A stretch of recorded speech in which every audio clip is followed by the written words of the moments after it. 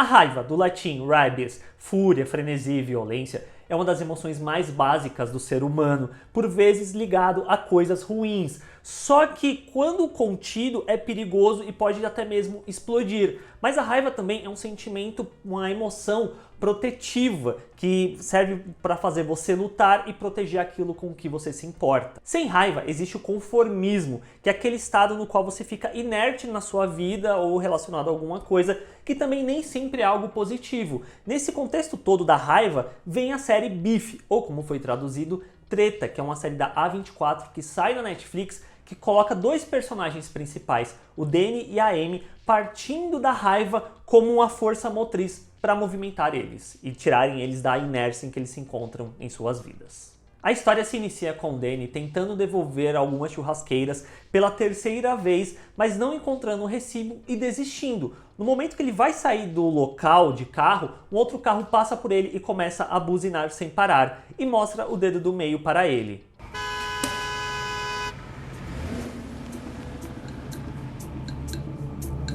O Danny então surta e começa uma perseguição, que só se encerra quando ele é quase acertado, mas decora a placa. Quem estava dirigindo o outro carro é a outra protagonista da série, a Amy, a qual o Danny acaba se vingando no final quando ele encontra a casa dela, vai até lá e mija no banheiro dela. A Amy corre atrás dele, mas o Danny foge e a Amy sorri. Está preparado o cenário de conflito entre os dois personagens.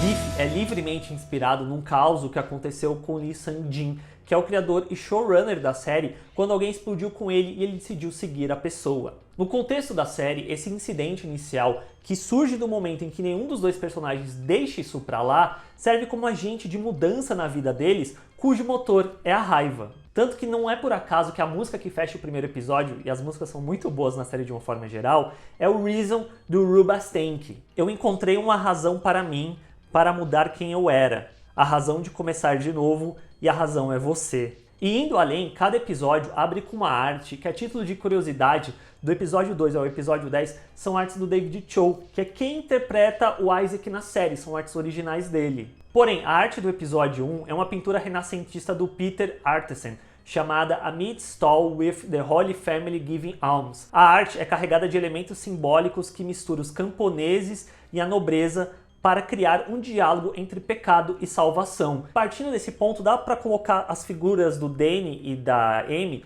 no contexto dessa imagem também, quase como se ele fosse um camponês e ela fosse uma nobreza, mas como eu vou falar durante o vídeo, como eles acabam se encontrando meio que no meio do caminho dessa disparidade socioeconômica que existe entre os dois. Indo mais além ainda, no próprio título do episódio, que é Os Pássaros Não Cantam, Eles Gritam de Dor, que é uma frase do Werner Herzog durante o documentário Burden of Dreams, ou Peso dos Sonhos, que é durante as filmagens de Fitzcarraldo, onde o diretor pensa na luta contra a natureza. Of course we are challenging nature itself and it hits back. It just hits back, that's all, and that's grandiose about it, and we have to accept that it is much stronger than we are. It's just, and nature here is vile and base. Birds are in misery. I don't think they sing, they just screech in pain. E aqui uma outra curiosidade é que todo o título de episódio remete a um trecho ou uma frase de alguém famoso, de um pensador, de um diretor de cinema, o que quer que seja. E o título em si, que já coloca pássaros, que é um elemento constante dentro dessa série, na questão dos corvos, que também eu falo mais pra frente, mas nessa coisa de lutar contra a natureza, acaba chegando num ponto mesmo de lutar contra os seus próprios instintos, sabe? Quando o Danny e a Amy se encontram, eles são essas duas forças que entram em rota de colisão, onde nenhum quer parar nesse contexto. E conforme os episódios passam, a gente vê que essa luta dos dois também é uma luta muito interna e que possuem muitas semelhanças. O Danny, quanto personagem, a gente vai descobrindo que ele perdeu o hotel que era da família após o primo dele, o Isaac, envolver-se com negócios ilícitos, o que faz com que os pais voltem para a Coreia, e ele mora com o irmão Paul, que não respeita muito ele está tentando encontrar uma forma de conseguir vencer na vida, alugar um terreno, comprar um terreno no caso, né, para trazer os pais de volta e construir uma casa ali para eles. E ele também é um empresário, ele tem uma empreiteira que está lutando para conseguir clientes. A Amy, por sua vez, é uma empresária bem-sucedida no seu negócio de plantas e ela está trabalhando arduamente para tentar vender esse negócio para Jordan, que é uma mulher branca, rica e excêntrica. Enquanto ela lida com um casamento totalmente sem tesão com o marido George, que é um homem extremamente positivo. Ambos estão num ponto de conformismo relacionado às suas vidas e de não querer lidar com seus traumas, o que os leva nessa busca de encontrar alguma resposta, de encontrar alguma coisa que preencha esse vazio existencial que eles sentem, seja no sucesso, no dinheiro, na casa, na família ou até mesmo Deus. Até mesmo o design das casas onde eles moram servem muito para refletir o estado mental de cada um. O do Danny é um local cheio de coisas como lembranças de suas aspirações e sonhos que tornam-se um amontoado de falhas. Já a casa recém-reformada da Amy é o resultado do sucesso, mas que esconde uma prisão, e a escolha de paredes e cinza reforça esse vazio existencial da personagem. Mesmo em lados economicamente opostos falando, o Danny e a Amy acabam se encontrando no meio do caminho relacionado a algo extremamente próximo que eles têm, que são traumas geracionais. Muito de quem eles são acaba sendo o resultado de como eles foram criados e de todo o peso que os pais colocam neles. Seja a questão do Danny, dele querer cumprir aquelas expectativas que a família coloca em torno dele, de querer honrar isso, e aí ele falha. O Danny é interessante que ele é um personagem constante falha durante essa série, e ele tenta encontrar uma forma de ser sucedido, de ser bem sucedido, mas como no momento que ele consegue, não é exatamente pelo caminho mais aceitável, e como no final das contas ele também é muito responsável pelas suas próprias falhas, mas esses são dois personagens que não conseguem lidar com as próprias falhas, eles não aceitam isso, é sempre culpa do outro, e nunca exatamente eles têm alguma carga de culpa nisso tudo. Ou seja, mesmo na questão da Amy, de descobrir que ela nunca foi ela nunca foi querida pela família, tipo, a família dela nunca a quis, e dela ter que aprender a engolir os sentimentos e não extravasar aquilo tudo que ela está sentindo. É até curioso como o Biff bate em notas parecidas com tudo em todo lugar ao mesmo tempo, usando de formas inusitadas para tanto. E ao meu ver, a conversa que rola no episódio 7 entre o Danny e a Amy cai num lugar muito próximo da de Obutupac, após ambos alcançarem aquilo que eles queriam. All your hard work paid off, right? You're fulfilled. Why do you care? I just want to know if I gotta get to where you are. Everything fades. Nothing lasts. We're just a snake eating its own tail.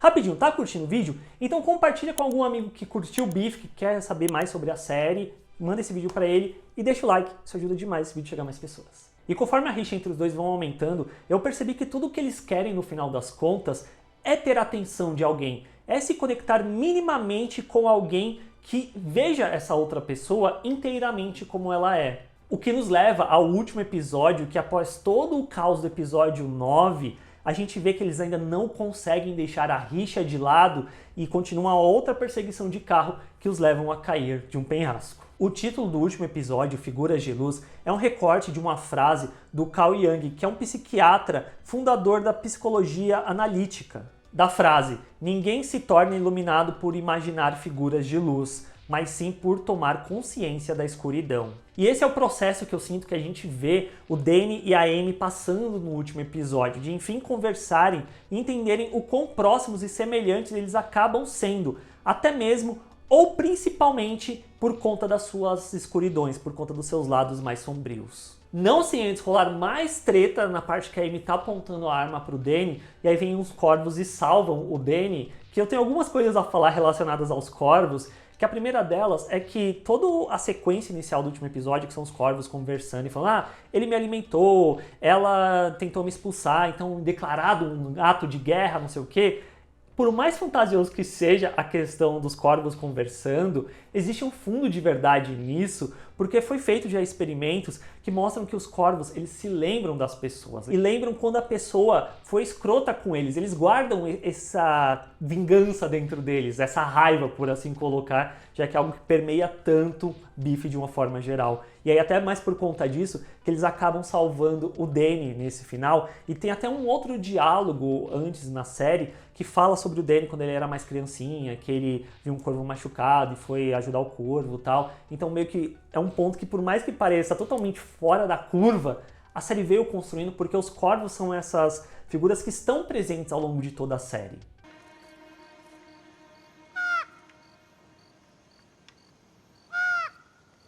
E simbolicamente falando, uma das representações que os corvos têm é de transformação, que eu sinto que é o que acaba acontecendo com o Danny e a Amy no último episódio, a partir do ponto que eles de fato se conectam, e se conectam tão profundamente, que aí vem um outro elemento fantástico, que é eles trocarem de corpos. E sim, tem um ponto de realidade, porque eles comeram um bagulho que estava fazendo eles passarem mal, talvez alucinógeno, mas a série usa desse ponto para fazer valer o seu ponto, porque até então a gente acompanhava dois personagens que estavam presos na própria perspectiva e no individual. E nessa parte eles alcançam um nível meio que transcendental de conseguir enxergar o outro tão fortemente em todos os seus aspectos que ele vai pro corpo daquela pessoa. E eu acho muito legal esse ponto, porque é muito a questão de quando você conhece alguém, você conhece normalmente primeiro os pontos positivos para depois ir para os pontos negativos daquela pessoa.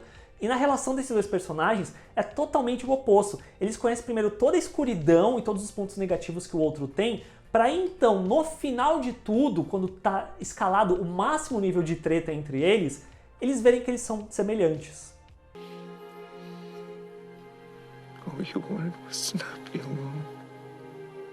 You don't have to be ashamed. It's okay. I see it all, and you don't have to hide. It's okay.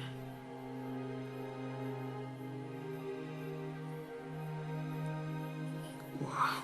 Tanto que eu acho simbólico, antes deles irem pro hospital, a relação que acaba tendo com a frase do Carl Jung, porque eles estão passando ali por aquele túnel escuro, onde tem a luz no final, que seria talvez eles se tornando figuras iluminadas, chegando, passando por toda essa escuridão. Só que aí vem o George buscando a Amy e atira no Danny. E depois disso tudo, a gente vê que a Amy fica ao lado do Danny no hospital. E talvez esteja aí o amor incondicional que a Amy tanto buscava ao longo da vida dela, que a bruxa lá, a Viola Swamp, era um símbolo do medo de nunca encontrar isso. Era algo que a assombrava.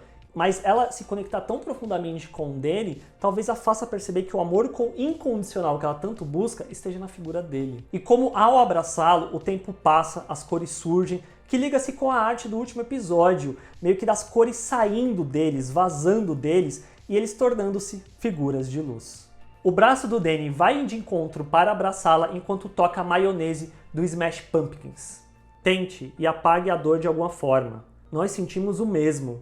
Bom, ninguém sabe para onde os nossos segredos vão. Só que a grande questão que ficou para mim no final, que até fez eu dar uma risada, talvez seja um ponto meio cínico da minha parte, porque toda a série é em torno da briga dos dois, desse constante bife, dessa treta.